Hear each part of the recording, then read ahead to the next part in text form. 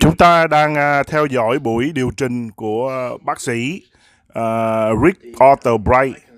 Ông là nhà nghiên cứu cấp tiến của kỹ thuật y học và Viện Nghiên cứu Miễn dịch của Hoa Kỳ từ năm 2016 cho tới năm 2020.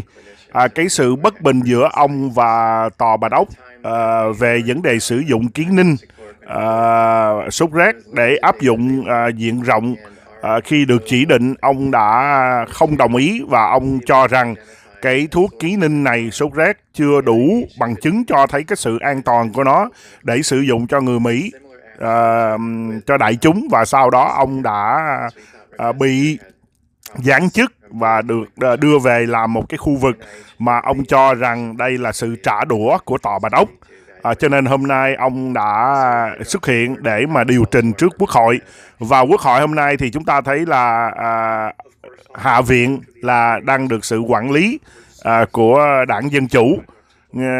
Cho nên ngày hôm nay chúng ta sẽ thấy những điều mà đối chứng từ Quốc hội với lại bác sĩ Rick Bright này chỉ có là phía bên Hạ viện thôi, là đảng Dân Chủ. Cho nên thành ra nếu mà những câu trả lời và những cách mà đối chứng thì chúng ta sẽ thấy nó có vẻ là nó nghiêng về một bên. Cho nên quý vị đừng ngạc nhiên, cũng giống như hôm trước thì chúng ta thấy là đây là lý do mà Tổng thống Trump không muốn những nhân viên y tế của ông xuất hiện ở dưới Hạ viện, vì ông cho rằng trong cái lúc này là đảng Dân Chủ đang vạch lá tìm sâu và nhắm ông là mục tiêu, chứ không phải là mục tiêu là để giúp chung cho người Hoa Kỳ, giúp cho đất nước Mỹ. Ông nhân viên bất bình được cho là disgruntled, là bất bình. Bác sĩ Rick Arthur Bright hôm nay đang có mặt. Giờ này là 7 giờ 50 sáng tại Cali. Dũng đang trường thuật lại, dịch thuật lại cái buổi điều trình này, cho nên có thể cà phê sáng của chúng ta sẽ bị trễ nải.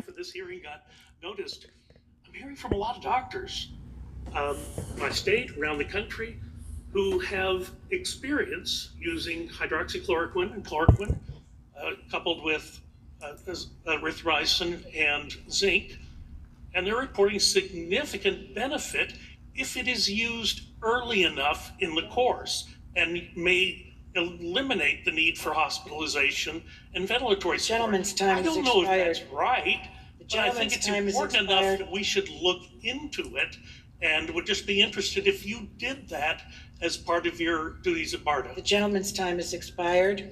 The chair now recognizes... Would the witness be able to answer the question?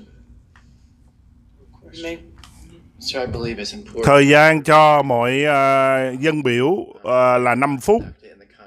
Khi chúng ta quá thời gian thì người điều hành của buổi điều trình sẽ nhắc nhở. Thì ông đã xin nói là để cho bác sĩ Bright trả lời. Until we have that information from a truly randomized controlled clinical study. Many of those studies are ongoing now.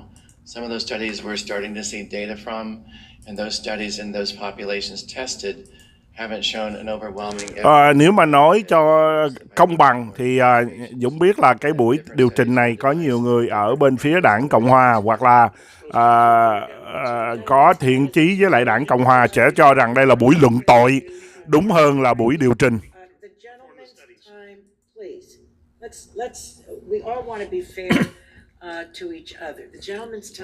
Người điều đình đã một lần nữa nhắc nhở là 5 phút.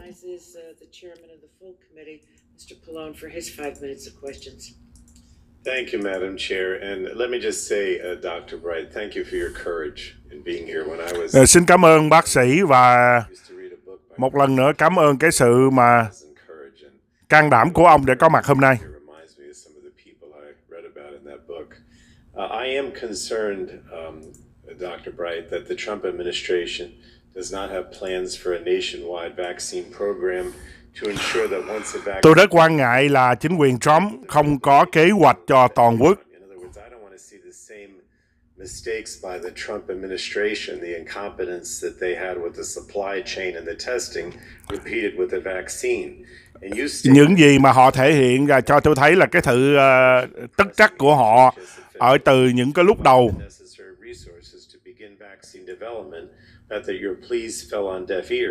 And as the pandemic progressed, Hầu như những chuyên gia y tế đã đóng góp ý kiến từ lúc đầu những gì họ đòi hỏi, giống như là nước đổ đầu vịt đối với lãnh đạo của Hoa Kỳ. can you tell us where we are now in the hunt for a vaccine and where we could have been? Ông có thể nói cho chúng tôi biết hiện giờ chúng ta đang ở trong giai đoạn nào để mà tìm ra vaccine mà dựa vô hoàn toàn và khoa học, không phải là dựa theo ý kiến nói là sự lạc quan hoặc chủ quan. There are many diseases we've attempted to make vaccines for through history, and we still haven't been able to do so. So it takes many opportunities and many different approaches. Right now, there are over 100 different approaches for developing a vaccine for this coronavirus. So we're confident that hopefully, I should say, at least one of those or two of those will work, but you've identified key critical challenges that we need to anticipate and prepare for early. Number one is the supply chain for those vaccines, needed reagents and buffers and salts and various ingredients that go into a vaccine, as well as the glass vials that the vaccines are put into, and needles and syringes, and then a carefully coordinated distribution and administration strategy. We haven't yet gotten to those downstream strategies yet in our government, and I think those are going to become a significant issue down the road if we don't plan for that now. The urgent need for funding at the outset of a pandemic is something we've known about through many years of pandemic exercises. Ông nói là những cái bệnh trước đây mà muốn tìm ra cái thuốc virus không phải là đơn giản, mất rất nhiều thời gian. Every day we delays the output of that vaccine or drug.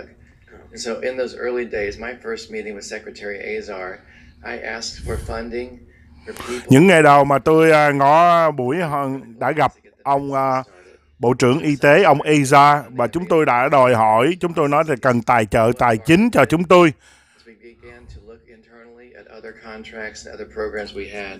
To redirect some available funding, some minimal funding, to even as early as January, be able to initiate contracts or agreements with some companies to start working on those vaccines as soon as possible. It's because of those actions now that not only have those vaccines started and made some progress. Nếu mà từ lúc đầu mà cái viện nghiên cứu của chúng tôi được cung cấp tài chính và chúng tôi đã được nghiên cứu từ lúc đầu. To ensure that those investments were in companies that would build capacity in the United States to manufacture those vaccines. We had to get in line first, even when the money wasn't fully there to complete the development program. That's what we did.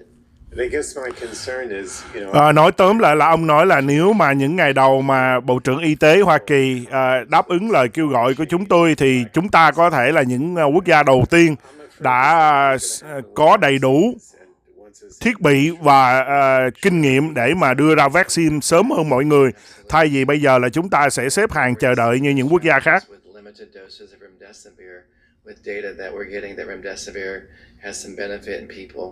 And we have limited doses, and we haven't scaled up production, and we don't have a plan on how to fairly and equitably distribute that drug. If you can imagine this scenario this fall or winter, or maybe even early next spring when vaccine becomes available, there's no one company that can produce enough for our country or for the world. It's going to be limited supplies. We need to have a strategy and plan in place now to make sure that we can not only fill that vaccine, make it, distribute it, but administer it in a fair and equitable plan. And that's not the case at this point. We don't have that yet, and it is a significant concern. Thank you. Thank you, Madam Chair.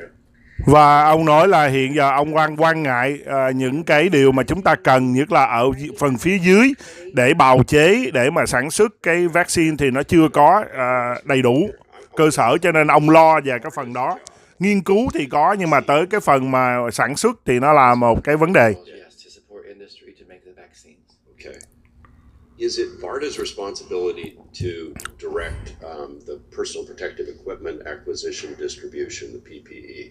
Is that part of your responsibility of BARDA?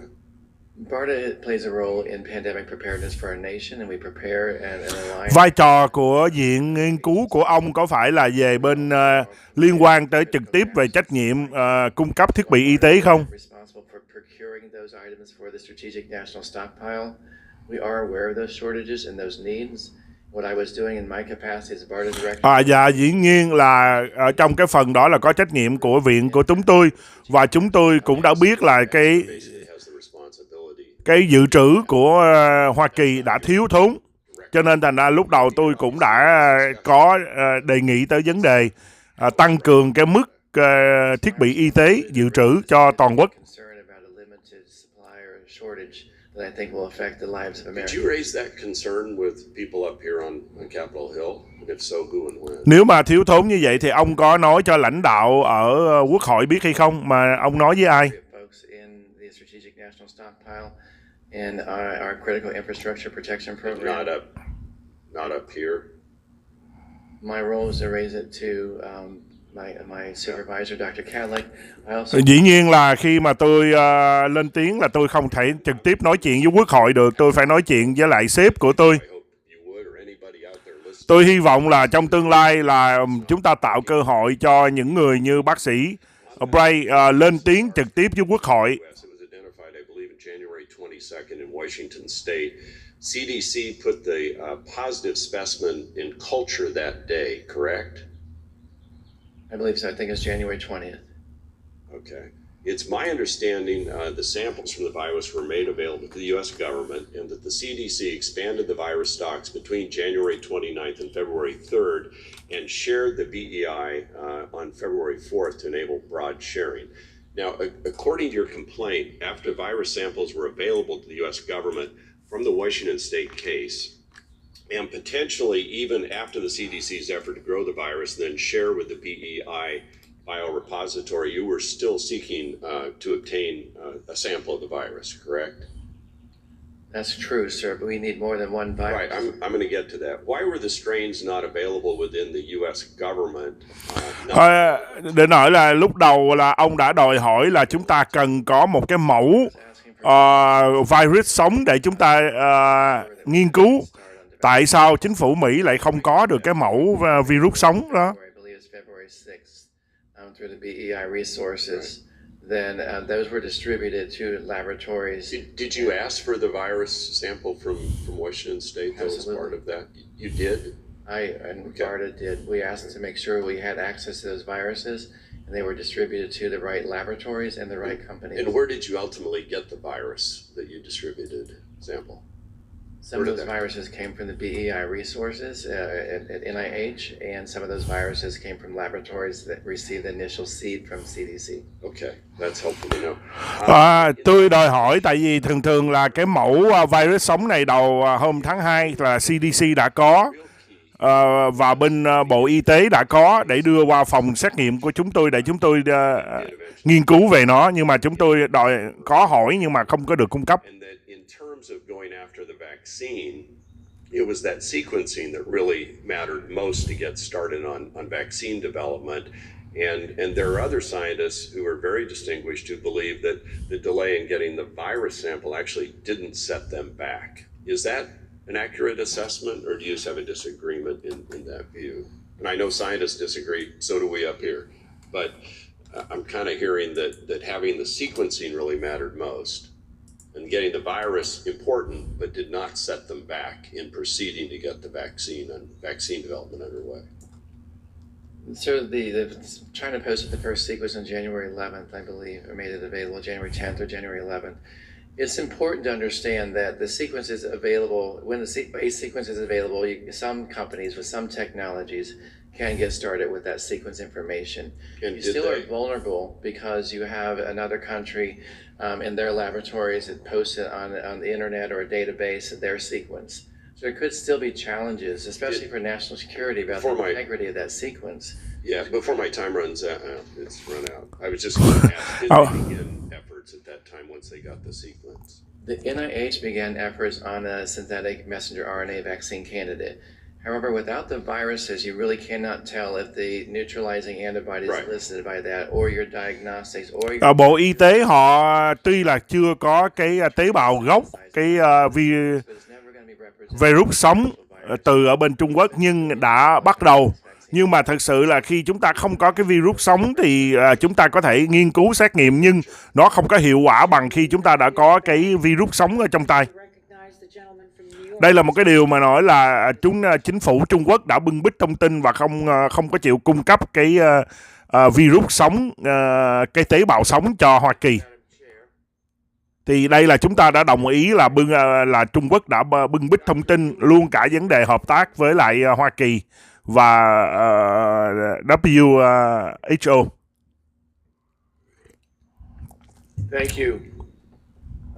Doctor, if you were a betting man, when would you bet that we would time and we would Nếu ông là một người cá cược,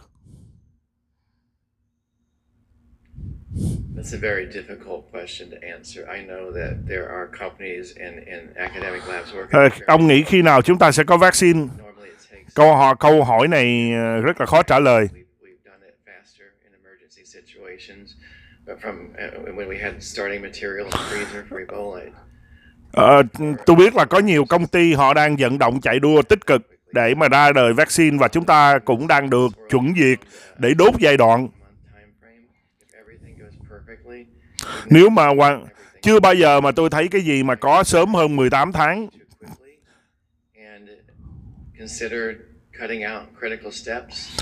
Tôi chỉ lo vấn đề là chúng ta đốt quá nhiều giai đoạn quan trọng.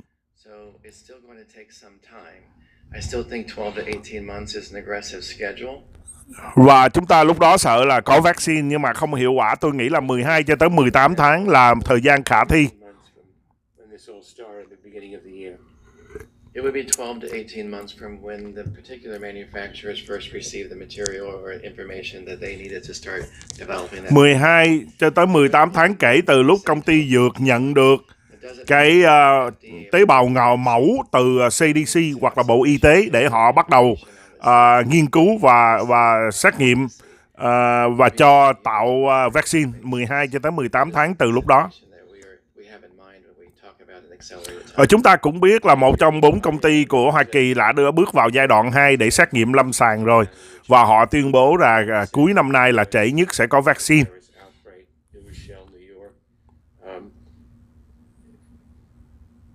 Well, New Yorkers have really rallied together in support of their neighbors. The administration has failed at every turn. The President has sidelined our best scientists, pushed baseless conspiracy theories, and more recently prescribed unproven remedies like Lysol to suffering Americans. Since the early days of the outbreak, the President encouraged doctors to prescribe chloroquine to suffering Americans despite a lack of evidence supporting its use. On April 24th, the President's hand-picked FDA commissioner even came out against the use of chloroquine for COVID-19 cases. Doctor, what are the dangers of chloroquine if prescribed incorrectly?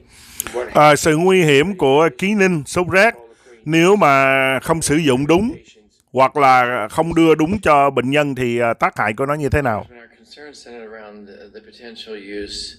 Of chloroquine in people who were infected with this coronavirus. There are data of the effective use and safe use of chloroquine in malaria patients and other patients and other indications.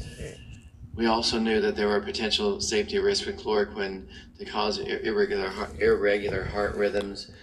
Vấn đề là rối loạn tim mạch là một trong những điều mà chúng ta quan ngại. Nhất là áp dụng cho những bệnh nhân bệnh COVID-19.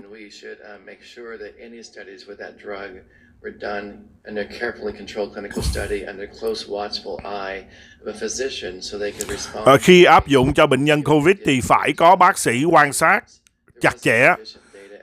Và lúc đó tôi cảm thấy khi mà tôi được lệnh để sử dụng, đưa cho sử dụng rộng thì tôi thấy là chưa có đầy đủ kết quả.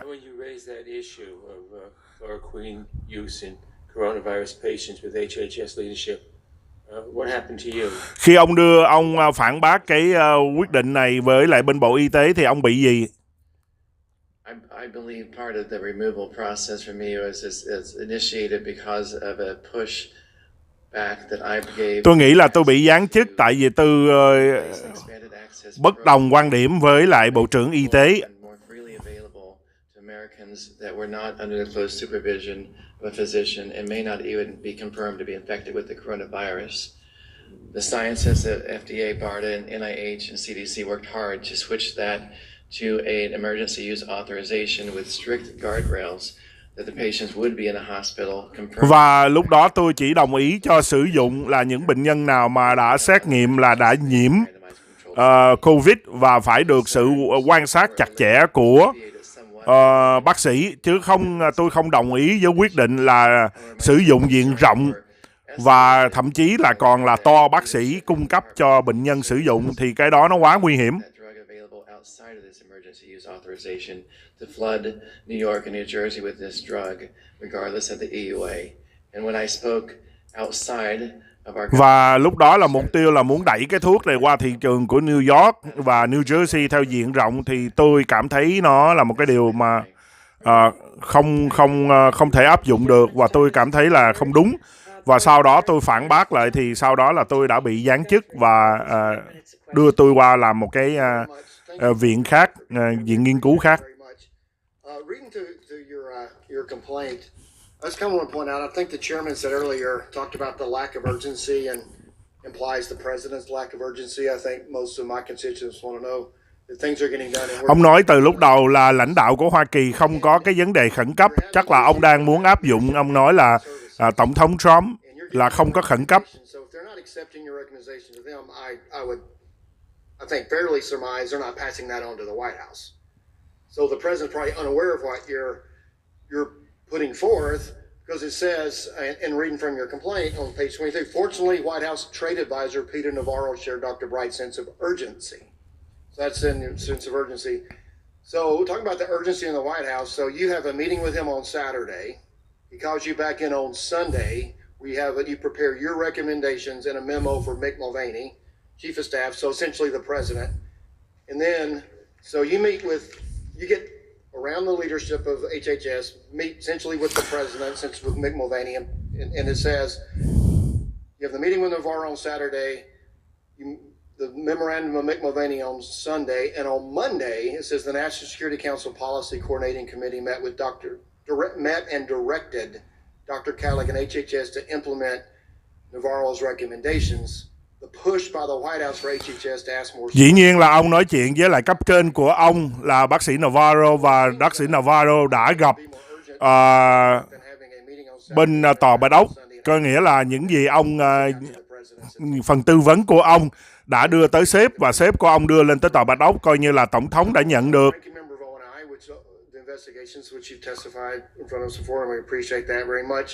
So I'm kind of looking more at the process of putting this hearing together and some things. As we read through your complaint, the only way we have is because you made it public. And in your complaint, chúng tôi đang đọc cái phần mà than phiền, tố cáo của ông. Lý do mà Quốc hội có được là tại vì ông đã đưa ra cho công chúng. It's not public. I think we got them from the majority through the Washington Post or something like that. That's how we were made documents available for this hearing. Phần lớn của thông tin của buổi điều trình hôm nay là chúng tôi lấy được từ bên tờ Washington Post.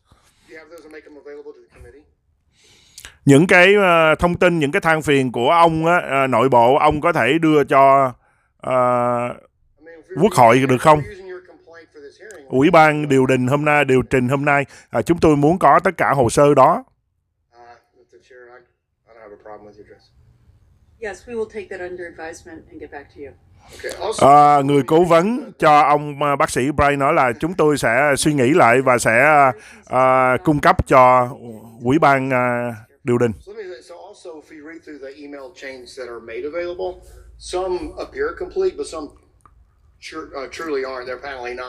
Dĩ nhiên là theo cái dòng email mà của bác sĩ Bright gửi thì chúng tôi thấy có nhiều phần nó bị gián đoạn. Thì chúng tôi muốn nắm hết cái phần email đó là ông đã gửi cho cấp trên, và cấp trên đã gửi cho ai, cấp trên của ông đã gửi cho ai bên tòa Bạch Ốc.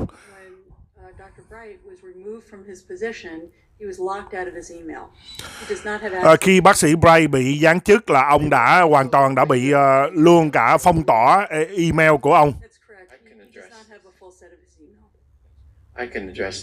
Xin lỗi, phần này tôi có thể trả lời được.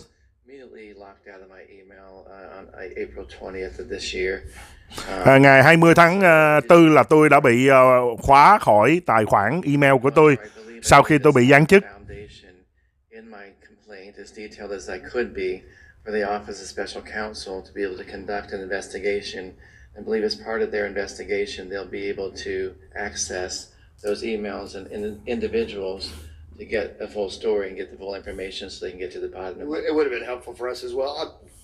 Have you shared any of these exhibits with the majority that's not been shared with us in the minority side? Ông có chia sẻ cái phần này cho bên đảng Dân Chủ hay không, mà tất cả những gì mà chúng tôi hiện giờ chưa thấy hay không? Dạ, tôi chưa có cung cấp cho bất cứ một người nào trực tiếp cả.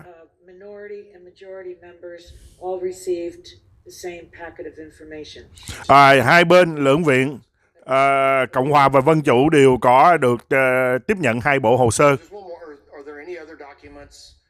Tất cả những gì mà ông bác sĩ Bray than phiền là cả hai bên đã có thể là ủy ban đặc nhiệm từ điều trình hôm nay chưa có đầy đủ hồ sơ đó.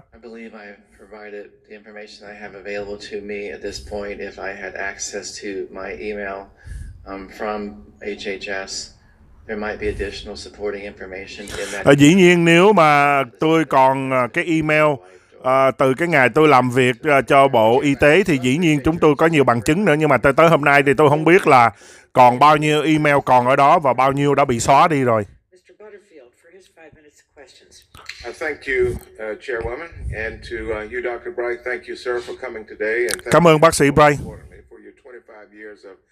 Cảm ơn 25 năm ông đã phục vụ cho công chúng. For administering COVID-19 tests. According to your account, as COVID-19 testing ramped up, you asked for an inventory of the strategic national supply availability of testing supplies, including swabs, viral transport materials, and extraction buffers. You learned that những thiết bị y tế mà ông đòi hỏi từ lúc đầu, chẳng hạn như bông gòn để lấy mẫu, nước nhờn mẫu. Was a manufacturer in the region of Italy, which was the center of the COVID-19 outbreak in Italy. It is my understanding that this information then prompted you to reach out to the DoD agency that had previously assisted your office with international transportation of supplies related. Và cái lúc đó thì là cái quốc gia quốc gia Ý là quốc gia sản xuất cái mẫu bông gòn đó, và ở bên Bộ Quốc phòng đã kêu viện của ông liên lạc với lại bên Ý để mà có những cái sản phẩm này. Tại sao là viện của ông phải liên lạc với lại trực tiếp với bên Ý theo cái chỉ định của Bộ Quốc phòng? That we were going to experience this shortage of swabs. And I was even more surprised that our strategic national stockpile did not plan or have any of those in supply. So my urgency to find a solution to that. Lúc đó thì tôi có ngồi sau lưng của ông giám đốc điều hành của CDC, ông Redfield, ông nói là chúng ta thiếu trầm trọng, cho nên cái vấn đề, cái sự khẩn cấp của tôi.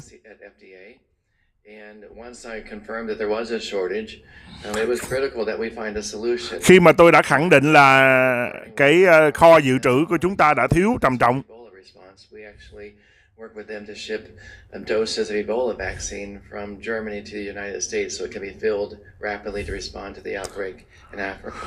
Và theo cái trải nghiệm của thời bệnh Ebola thì chúng tôi đã làm việc với bên Ý thông qua bên Đức để mà gửi tới những cái thiết bị và thuốc cho Phi Châu. What we needed to enact that air bridge with the Department of Defense was we needed our Secretary Azar to make a request of the Secretary of Defense. And dĩ nhiên là chúng tôi cần Bộ trưởng Y tế phải lên tiếng trực tiếp yêu cầu với Bộ trưởng Bộ Quốc phòng thì chúng ta mới có thể nói chuyện trực tiếp với lại bên Ý, và lúc đó chúng tôi nhận được cái điều nói là bên Bộ Quốc phòng nói là viện của chúng tôi phải liên lạc trực tiếp với bên Ý.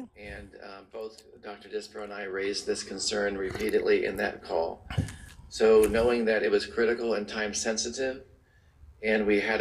Kính thưa quý vị, tại sao họ là đi lòng vòng cái câu hỏi này? Mục tiêu nói là lúc đó là đúng ra là Bộ trưởng Y tế phải nói chuyện với lại phía bên Tòa Bạch Ốc, và Tòa Bạch Ốc phải lên tiếng xác nhận là thiếu, và Tòa Bạch Ốc phải nói chuyện với bên Ý, thay vì là chúng ta để một viện nghiên cứu theo lời chỉ định của Bộ Quốc phòng để mà liên lạc trực tiếp với lại bên Ý để mà lấy cái nguyên liệu là cái bông gòn để mà lấy thu thập cái mẫu nước nhờn từ mũi của bệnh nhân. Is that right? Yes. And within hours, literally within hours, he had coordinated with DOD to start these flights to transport the swabs.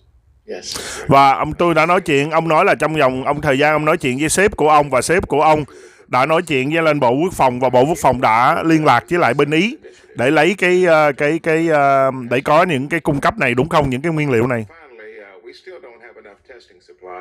Cho tới giờ này chúng ta vẫn chưa có đầy đủ thiết bị xét nghiệm. But how can we be struggling to get adequate supplies of simple supplies like swabs? What does this say? Tại sao những cái thiết bị cơ bản như là bông gòn mà lại thiếu, thì làm sao chúng ta còn có thể mà quản lý được một cái đại dịch như thế này? Tại vì chúng ta không có kế hoạch, không có chiến lược. Chúng ta không có một cái cơ quan nắm trách nhiệm về áp dụng kế hoạch và chiến lược. Và chúng ta cần vô cùng là một cơ quan điều hành toàn quốc để bảo vệ cho công dân, đời sống và tính mạng công dân Hoa Kỳ. Ý ông nói rằng là nó có quá nhiều cơ quan lủng củng mà nó không có cái sự kết hợp điều phối của một cơ quan, và tất cả nó đều thông qua Tòa Bạch Ốc. Cho nên thành ra tất cả mọi thứ đều phải tới Tòa Bạch Ốc và nó trì trệ, thay vì một cơ quan như là Bộ Y tế sẽ đứng ra độc lập để làm những cái công việc mà ngăn chặn phòng chống.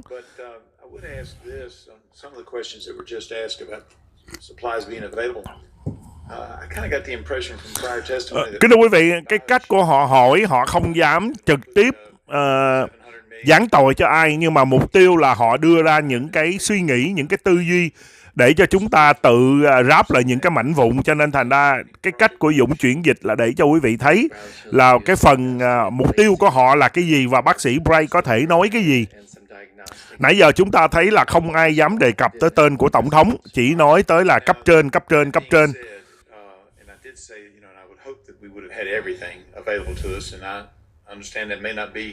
Your fault, but it does create issues. But everything's going crazy. People have all kinds of things going on. Cái buổi mục tiêu giống như Dũng lặp lại mục tiêu của buổi điều trình này là để cho bác sĩ Rick Bray, ông được xem là một trong vị bác sĩ mà phải nói là bất bình, và ông đã bị phế chức. Và vì như thế, ông đã 25 năm kinh nghiệm với tính cách vai trò của nhà nghiên cứu miễn dịch. Ông đã bị giáng chức khi ông từ chối cấp trên của ông để sử dụng thuốc ký ninh, sốt rét, áp dụng diện rộng. Ông nói rằng nó gây đến một cái phản ứng phụ là rối loạn nhịp tim và dẫn đến tử vong bởi những người cao niên. Và sau đó cái quyết định của ông phản kháng đã bị ông phải trả giá bằng cách là ông đã bị cắt chức. Và hôm nay cái buổi điều trình này do Đảng Dân Chủ điều trình là mục tiêu là để nêu ra những cái sai phạm của lãnh đạo, của cấp trên của ông. All of these are floating out there. Doctors are using all kinds of things because we don't have other options. And so I'm wondering, what was the great hesitancy to at least let doctors try? And even if anecdotally it was having some effect, wouldn't you have to have that available in order to be able to do the tests? And if you've got few or no options, why wouldn't you want to go down that pathway? We want to make sure that the drugs that we consider are safe and effective. The highest priority is safety. Vai trò của một người bác sĩ, tại sao ông không cứ áp dụng những gì mà cấp trên của ông yêu cầu? Dĩ nhiên bác sĩ là quan trọng nhất là phải có tâm và lo vấn đề an toàn cho bệnh nhân, Và tôi thấy lúc đó là nó không an toàn khi sử dụng cái thuốc sốt rét ký ninh này khi chưa có đầy đủ kết luận và bằng chứng để mà đảm bảo cái sự an toàn cho bệnh nhân. Actually infects multiple organs in your body and causes significant inflammation and multi-organ shutdown in some cases before death. And acute respiratory distress send them it really turns your lungs into a brick. It's scary stuff, and you said though on cái thuốc ký ninh này nó có thể biến cái hai lá phổi của chúng ta đông đặc lại giống như một viên gạch. Khi mà những cái động mạch của cái phổi của chúng ta nó không còn hoạt động nữa hoặc nó bị chấn động tới. Hình như là bệnh nhân thứ 91 là người phi công người Anh cho Vietnam Airlines. Đây là tình trạng của ông, thì không biết là trước đây có sử dụng ký ninh sốt rét cho ông không. Vì bác sĩ ở Việt Nam cũng đang nói là phải phẫu thuật ghép phổi cho bệnh nhân thứ 91 này là người phi công 43 tuổi. Người Anh Quốc đang làm phi công cho Vietnam Airlines. Thì hiện hôm nay là bác sĩ Brick nói là những cái triệu chứng này là nếu mà sử dụng ký ninh sốt rét vào thì nó có thể biến tất cả những cái động mạch ở trong phổi của chúng ta đông đặc lại. Nó giống như là hiện trạng mà tình trạng bệnh hiện nay mà bệnh nhân thứ 91 ở Việt Nam đang trải qua. Thì chúng ta đó là một cái điều mà bác sĩ Brick đang nói là lý do mà tại sao ông thấy rằng đây là những cái phản ứng phụ của thuốc sốt rét ký ninh. And I appreciate that. And let me just say this. It's our job to ask some tough questions sometimes, but you just like you found friendly ears at the White House, you might have found some friendly ears on our side of the aisle here as well. And I would note that in 2018, you were talking about vaccines and you were talking about offshore production. And I said, let me know what I can do to help get more production onshore, but I never heard from you. I'm happy to help. I want onshore production. I'm with you on a lot of these issues. I don't know what's going on behind the scenes.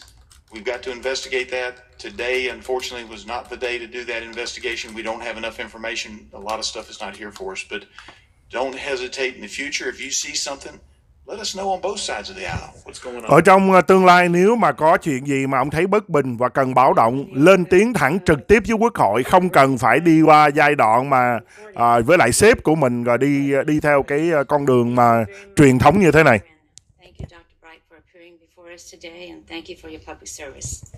Cảm ơn sự xuất hiện của ông và cảm ơn ông đã phục vụ cho công chúng. Many Americans are eager to return to normalcy, as we can all understand. But to even begin safely reopening, we need widespread testing capacity, an organized contract tracing workforce, and a healthcare system that can handle further surge. And ultimately, a vaccine or therapeutic cure is required. I'd like to ask you a series of questions about your warnings to the administration while at BARDA. I'm hoping you can succinctly answer whether you believe each scenario will ultimately shorten or lengthen the time it takes for our country to safely reopen and recover from the coronavirus pandemic. On January 10th, you began pushing HHS leadership to obtain sequencing of virus samples. Given the importance of these samples for vaccine and diagnostic development, has the administration's inaction shortened or lengthened our timeline for reopening? Those samples were critical to get started as early as possible. There was delay in getting those samples. That means there'll be delay in getting those countermeasures. So those countermeasures are critical to reopening our country. Okay. Throughout the month of January, you made HHS aware of the urgent need to increase funding to combat the virus. HHS leadership believed that BARDA's budget was sufficient. Has the delay of these resources shortened or lengthened our timeline for reopening? The delay of those resources have extended the timeline to make drugs available and vaccines. Therefore, it's extended our ability to respond to this pandemic. On January 18th, you pushed Dr. Cadillac to coordinate COVID-19 planning activities across the government. Dr. Cadillac initially rejected... Dũng xin nói cho mọi người biết những câu hỏi sẽ lặp đi lặp lại tại vì mục tiêu của Đảng Dân Chủ hôm nay là muốn nhấn mạnh về cái vấn đề ông bị cắt chức, là đây là một cái sự không phải tất trách của ông mà vì cái sự phản kháng từ ở trên cấp trên, cho nên thành ra chúng ta sẽ nghe những cái buổi điều đình này nó rất là chán, nó lặp đi lặp lại để cho mà cái người nghe thấm, nó gọi là mưa dầm thấm lâu đó quý vị. cứ là rỉ rả những cái câu hỏi đó lặp đi lặp lại, tại vì mọi người chỉ có 5 phút để hỏi thôi, cho nên thành ra là, và những cái nội dung họ cũng không có nhiều, họ nói tới lui gì là mục tiêu là để cho ông bác sĩ Rick Ray lên án cấp trên, nói rằng cấp trên cái sự tất trách và cái sự mà bất cẩn và không có khẩn cấp của cấp trên dẫn đến cái tình trạng mà ông đã không tuân thủ tuân lệnh, và vì thế mà ông đã bị cắt chức. Mục tiêu là cho thấy là cấp trên của ông là nói thẳng là vô là tòa Bạch Ốc đã cắt chức ông vì ông không sử dụng thuốc ký ninh theo lời lúc đầu của bên phía tòa Bạch Ốc. Lãnh đạo của tòa Bạch Ốc nói rằng thuốc ký ninh nên sử dụng. Tại sao không sử dụng? Nó chỉ có lợi chứ không có hại. Thì bác sĩ Rick Bray nói là nó có cái tác hại, và cái tác hại rất là nguy hiểm. Cho nên cái sự bất bình của ông và cái sự bất đồng ý kiến của ông với tòa Bạch Ốc khiến cho ông bị cắt chức.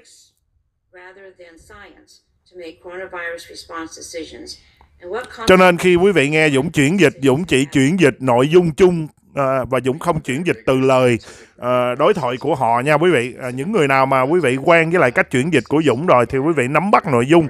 Thay vì nói anh Dũng sao anh không chuyển dịch từ lời mà anh bình luận.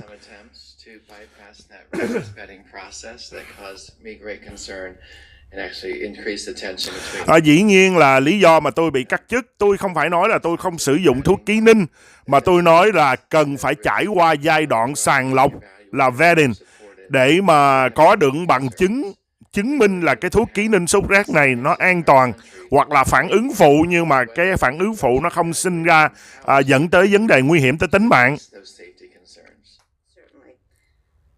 The Trump administration waited until April to invoke the Defense Production Act to increase the production of life-saving medical supplies like masks, months after doctors began experiencing shortages, and 3 months after your initial January warnings. Should HHS have invoked the Defense Act earlier to increase the domestic production of critical medical supplies like masks and swabs? I'm not an expert on the Defense Production Act and how it's used most of the Tôi không có kinh nghiệm về bên nói là sắc lệnh Defense Act, có nghĩa là khi mà Hoa Kỳ xảy ra chiến tranh thì Tổng thống có thể sử dụng cái sắc lệnh này để ép những công ty tư nhân sản xuất những thiết bị y tế cho quốc gia. Thì ông nói là ông không có kinh nghiệm về cái lĩnh vực này, cho nên ông không biết là lúc nào là Bộ trưởng Y tế nên nói với Tổng thống để áp dụng sắc lệnh đấy. Ý nói là nếu mà sắc lệnh áp dụng sớm hơn thì chúng ta sẽ không có bị vấn đề mà thiệt hại về bởi là thiếu thiết bị y tế.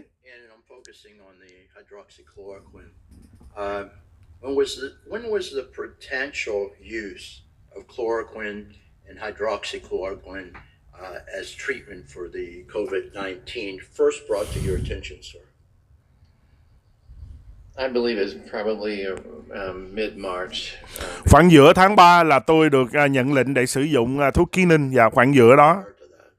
Not that I recall. The first I heard of the drug itself was a call I received from Dr. Woodcock at the FDA asking if I'd heard of the drug, and I hadn't heard of the drug. And Trước đó thì tôi không biết nhiều về cái loại thuốc này, loại ký ninh sốt rét này. Và khi mà ở bên FDA gọi cho tôi nói là tôi nên tìm hiểu thêm, thì tôi đã đi tìm hiểu về cái loại thuốc này. So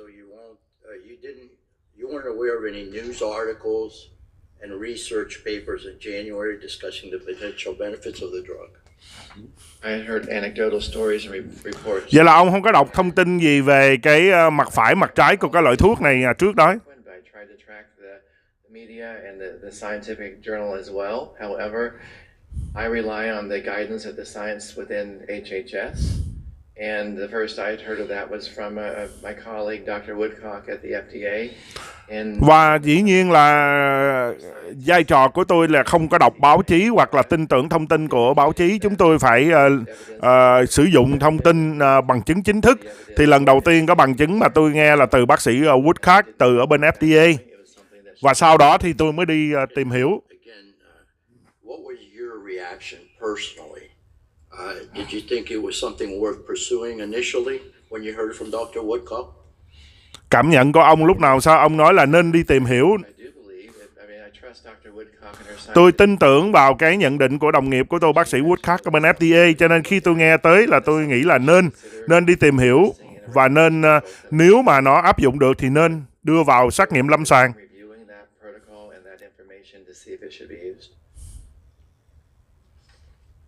So, you know, I understand, I've heard from experts, and I'm certainly not an expert in this area, that the drug, the one that we're talking about. Tôi không phải là chuyên gia y học, mà tôi đã nghe nhiều về bên cái thuốc ký ninh này.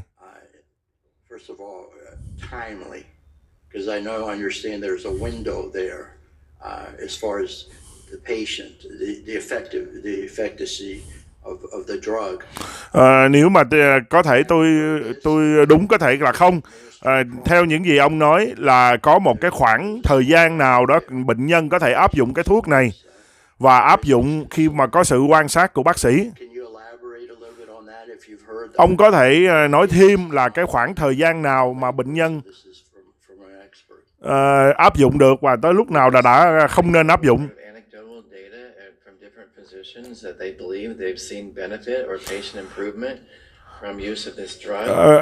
Mình nói theo cái bằng chứng của những bác sĩ đã áp dụng cho bệnh nhân mà họ thấy là cái hiệu quả.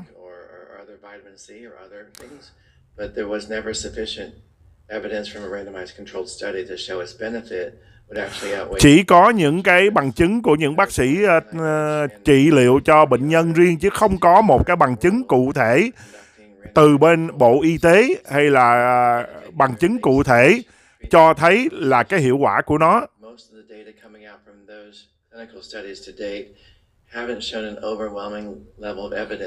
Và luôn cả những cái xét nghiệm lâm sàng cũng không có đầy đủ bằng chứng nói là cái hiệu quả của thuốc ký ninh này là tốt cho bệnh nhân COVID. Mà là toàn là những bác sĩ cá nhân, họ nói là dựa theo cái kinh nghiệm và cái quan sát của bác sĩ cá nhân không, chứ không có một cái xét nghiệm chung tập thể lâm sàng nào chứng minh cho thấy là thuốc này nó có hiệu quả. And possibly Japan on these. I mean, are you? I just want to know because my constituents ask these questions. Tại vì lúc đó nghe nói bên Nhật và bên Pháp nói là có hiệu quả, có bao giờ ông đọc những cái đó không? Hoặc ông coi những cái kết quả của Pháp và Nhật hay không ở trong cái quyết định của ông? Và tôi có đọc những cái xét nghiệm, những cái kết quả từ Nhật và Pháp. Và mình phải coi cái mẫu của họ xét nghiệm là dựa theo bao nhiêu bệnh nhân, 10 bệnh nhân, 20 bệnh nhân hay là 1.000 bệnh nhân.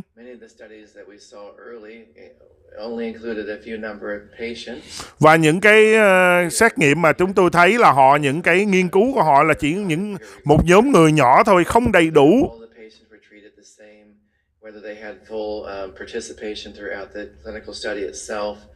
And looking at the statistical power of many of those studies, they were very small. Và thật sự nhìn lại cái quan ngại của tôi là nhìn vào những cái xét nghiệm của họ, những cái nghiên cứu của họ với lại bệnh nhân là toàn là cái số ít bệnh nhân thôi. Họ không có đầy đủ bệnh nhân. Thường chúng ta xét nghiệm là cần nhiều bệnh nhân, 500, 1.000 bệnh nhân. Và chúng ta áp dụng từ lúc đầu chứ không thể nào nói là chờ giai đoạn nào rồi chúng ta áp dụng. Và như thế thì nó không nói lên là đã cứu được bệnh nhân hay là gây tới vấn đề tử vong cho bệnh nhân. It's my understanding that not my constituent, but a U.S. citizen a veteran, was cured. Again, this is just from what I've heard from the drug, and that was a late stage case, but I've also heard of early stage cases as well. So I wanted to get that on record. Thank you, Madam Chair. Tôi nãy giờ những gì tôi đang nói với ông với tính cách là một người công dân quan ngại chứ không phải là một quan chức, cho nên thành ra tôi đưa ra những câu nói với ông, câu hỏi này với ông.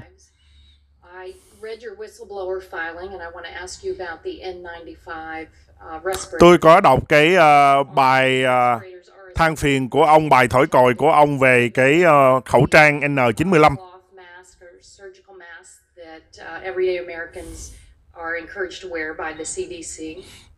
Quý vị cứ tiếp tục sẽ thấy cái điều này không ạ? Đó là đây là một cái buổi luận tội thì đúng hơn.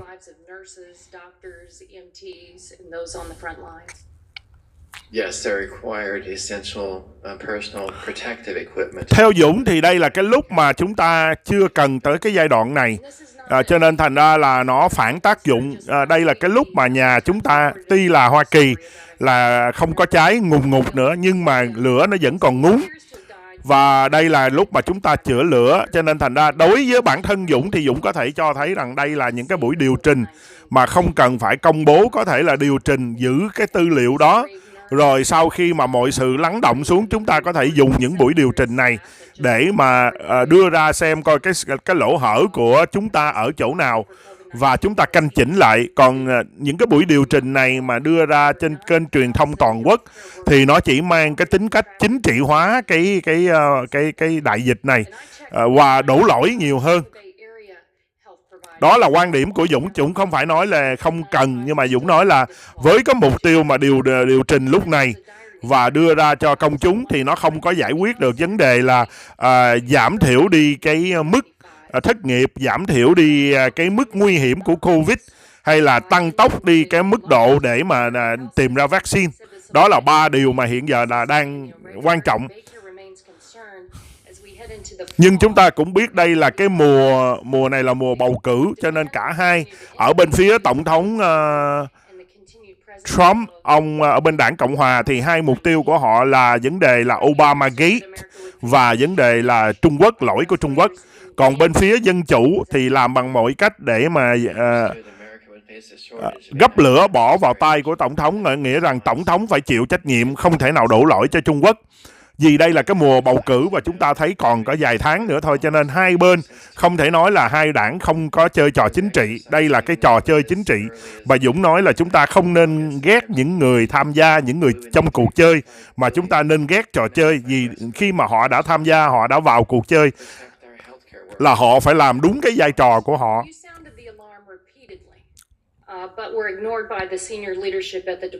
Ông đã thổi còi, ông báo động về cái vấn đề thiếu trầm trọng mặt nạ N95 và cái than phiền của ông đã bị cấp trên đưa vào quên lãng. I began getting alerts from industry colleagues in mid and late January, telling me that from an outside view, from the industry view, that the supply chain was diminishing rapidly, telling me that other countries that we relied on to supply many of these masks were blocking export and stopping transfer of those masks to the United States. I learned that China was trying to... Kính thưa quý vị, hôm nay thay vì là buổi cà phê sáng thì Dũng gác lại chúng ta sẽ uống trà chiều. Dũng gửi đến cho quý vị cái buổi điều trình của bác sĩ Rick Bray đang điều trình trước Quốc hội. Hy vọng là quý vị sẽ đón nghe cái phần này cũng giống như là cà phê sáng. Còn trong cà phê sáng của mình thì Dũng sẽ thực hiện một cái clip trong buổi trà chiều. Xin cảm ơn quý vị. Nếu mà có những thông tin gì mới đến từ buổi điều trình này thì Dũng sẽ